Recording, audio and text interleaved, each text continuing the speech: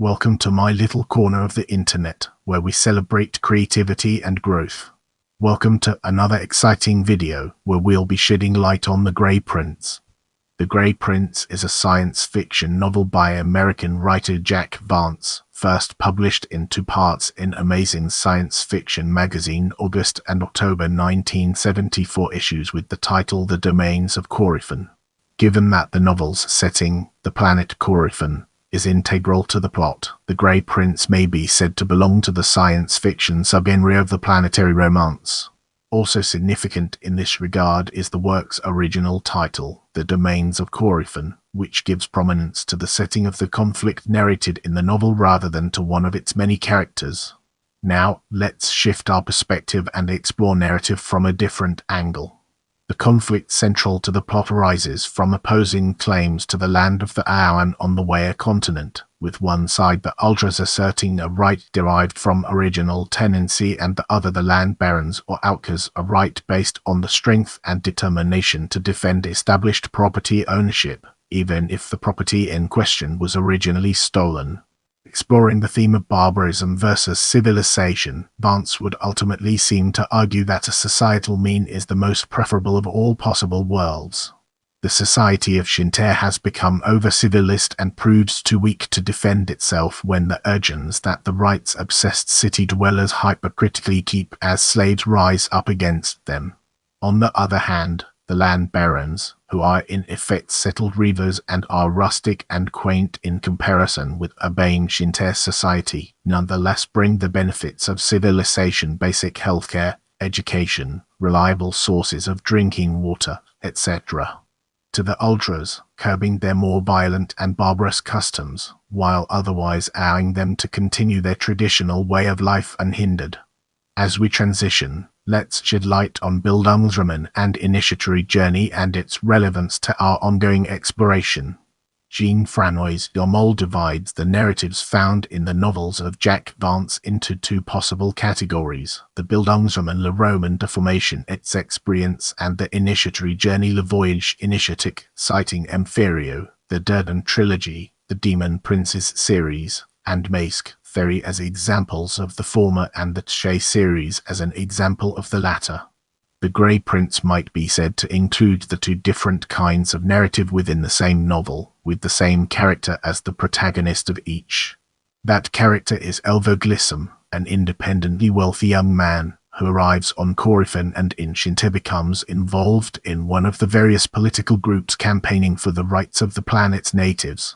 As a sawyer, he accepts an invitation from Shane Maddock, the daughter of a land baron, to visit her father's domain in the Aowan.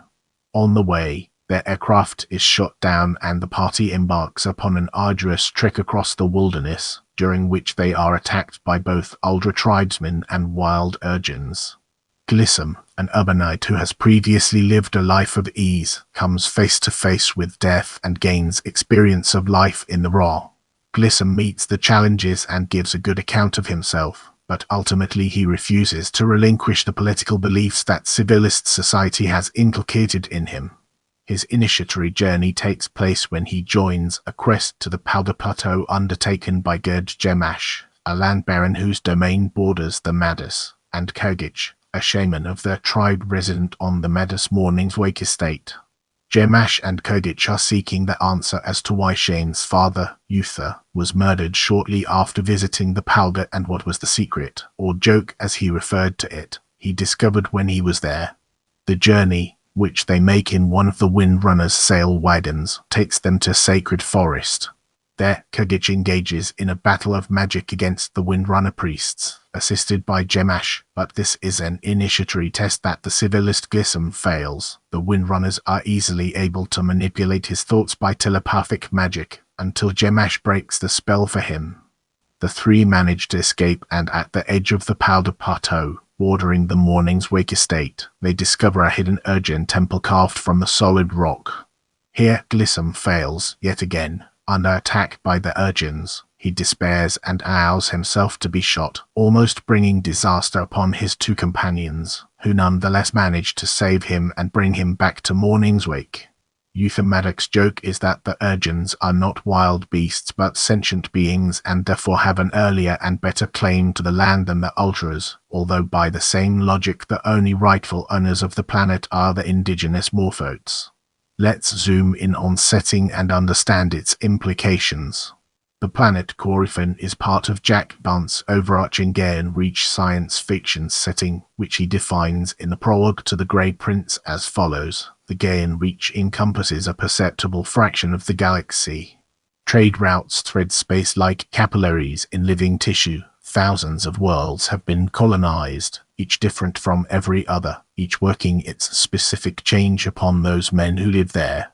Never has the human race been less homogeneous.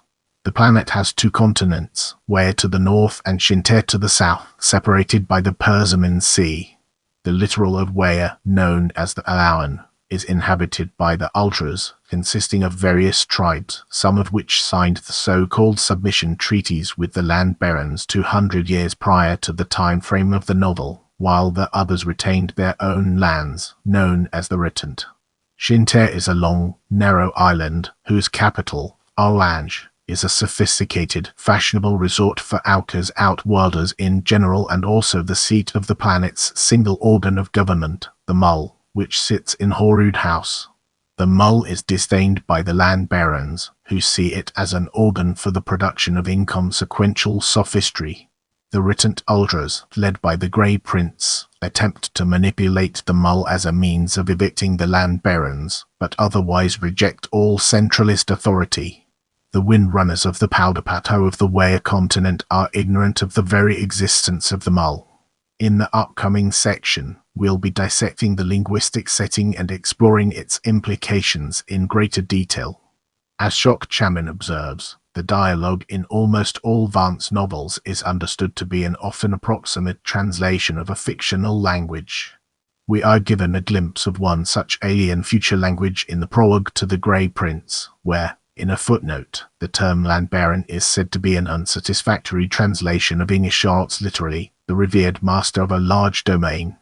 Elsewhere, one of the characters employs the term world-wist, which is explained in a footnote, also providing a metafictional rationale of Vance's own yenological approach as a word from the lexicon of social anthropology, to sum up a complicated idea comprising the attitude with which an individual confronts his environment, his character and personality from the purview of comparative culture. Other examples of untranslatable concepts that form part of the phenomenology of the alien cultures of Koryphon are the ultra word, or a set of a tribesman afflicted with revulsion against civilized restrictions, and sometimes of a caged animal yearning for freedom, and Soray, the geographical name for the Windrunner's plateau, but suggestive of a limitless expanse, horizon to horizon, of land or water, lacking all impediments or obstacle to travel and projecting an irresistible urgency to be on the way, to travel toward a known or unknown destination. With that being said, let's now move on to characters. Shane Maddock, daughter of land baron Uther Maddock, owner of the Morning Wake domain.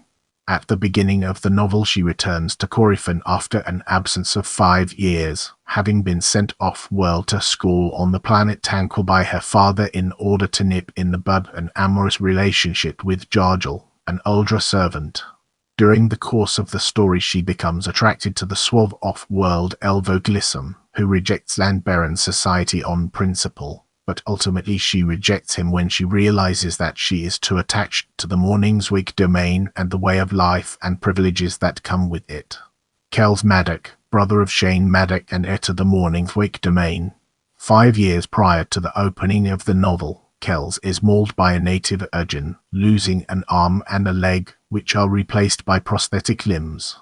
A rigid traditionalist, he organized the land barons into an association to counter political interference on the part of the planet's nominal government, the Mull, and to suppress the Ultra uprising. Gerd Gemash, owner of the Suanisit domain, which borders Morning's Wake, a taciturn, self-reliant, strong and resourceful hero in the mold of Adam Reith, the protagonist of Vance's Stray series. Gemash safely guides Shane, Kells, and Elvoglism across the perilous Aowen wilderness after their flyer is shot down by the Ultras, and later undertakes an expedition to the Powder Plateau to discover the mystery behind the murder of Euthamatic. Elvoglism, a native of the planet Diamantha, he is now independently wealthy thanks to a lottery win. Arriving on Koryphon, he becomes involved in the Society for Emancipation of the Urgins. Falling in love with Shane Maddock, he accepts her invitation to visit Morning's Wake, but gets more than he bargained for when their flyer is shot down, stranding them in the wilderness. Hoping to impress Shane, he joins Gerd Gemash and Kergich on their journey to the Powder and barely escapes with his life. Jarjal, an Uldra orphan originally of the Garganch tribe, who grew up with Shane and Kells Maddock on the Morning's Wake estate. Nicknamed Muffin in childhood, he is now the self-styled Grey Prince, a messiah who aims to unite the various Uldra tribes so that they might destroy the Land Barons and reclaim their ancestral lands. Consumed by resentment at his menial status within the Maddock household, he was responsible for Kells' mauling in that he could have prevented it. Obsessed with possessing Shane, he tries to kidnap her, but is thwarted by Gerd Gemash. Valtrina Darabesk, aunt of Shane and Kells Maddock, society hostess in Olange, the capital of Shinter. Her famous parties at the Villa Mirasol are the setting for gatherings of Olange's various groups dedicated to liberation of the Ultras. Clint Thispan, Shinter celebrity and secretary of the Society for a Free Shinter. Rayona Whirlers Maddock, housekeeper at Morning's Wake, third cousin to Shane and Kells. Hermina Lingolit, cook at Morning's Wake, second cousin to Shane and Kells. Kergich, shaman of the tribe of Uldras resident on the Morning's Wake domain.